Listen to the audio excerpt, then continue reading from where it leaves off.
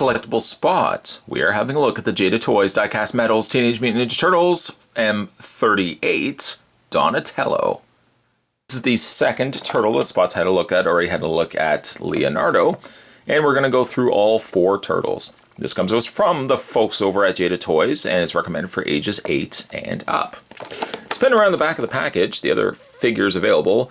Of course, all turtles are represented from M24 to M27, Raphael, Michelangelo, Leonardo, Donatello.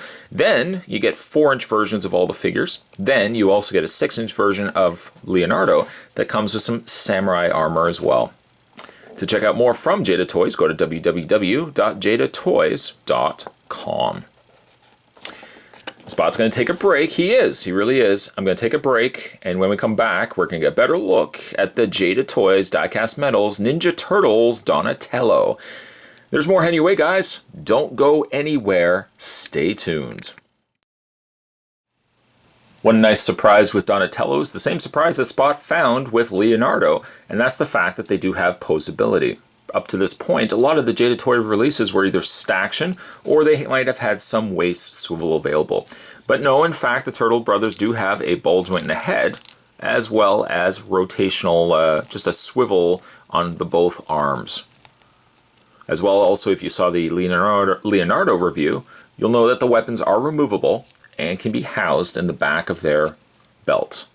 I've still kept the plastic on there, although fitting it into his hand, it really doesn't go that far down anyways, but I guess you could bring the plastic slightly down just to kind of fill it out, but it still sits a little on the loose side, as you can probably see. It is long enough, though, at least, that you can have it pretty much either touching his foot or touching the shelf or wherever you've got it displayed, but yeah, the weapons do sit a little on the loose side. Bringing in a comparison to the turtle that we already had a look at, there's the leader, Leonardo. The faces are different. The eyes, perhaps the bandanas and the heads are for the most part the same, while they retooled slightly the mouth area.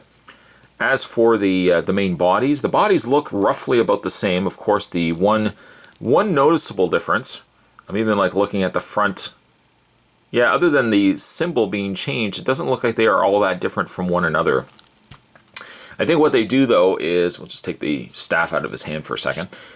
I think what they do, though, is this piece right here, the shell as well as the belt are all one piece. They obviously just put that on, and that gives you the the swap out of design between Leonardo's back and Donatello's.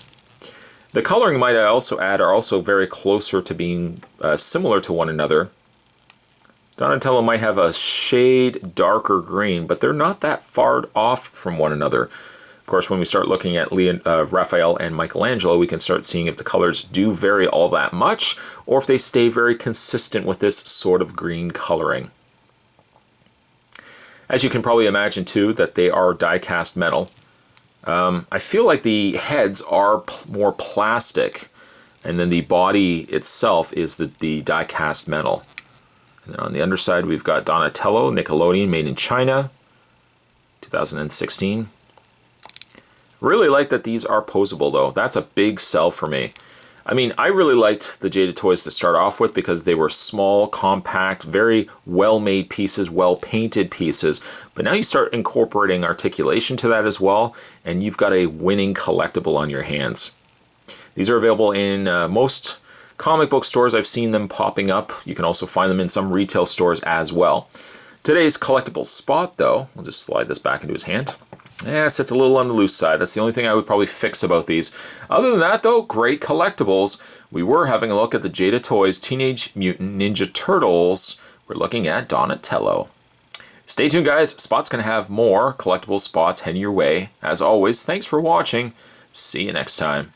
Just actually one other thing in this video, too. You'll notice one hand is partially open versus this one here seems a little bit more on the closed side. If you are wondering to yourself, why didn't he just simply put it into the other hand? Yeah, you can put it in the other hand. Still sits loose, mind you, but it sits just a little bit more secure.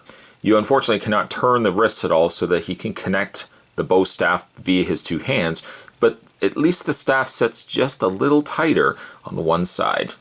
See you guys next time.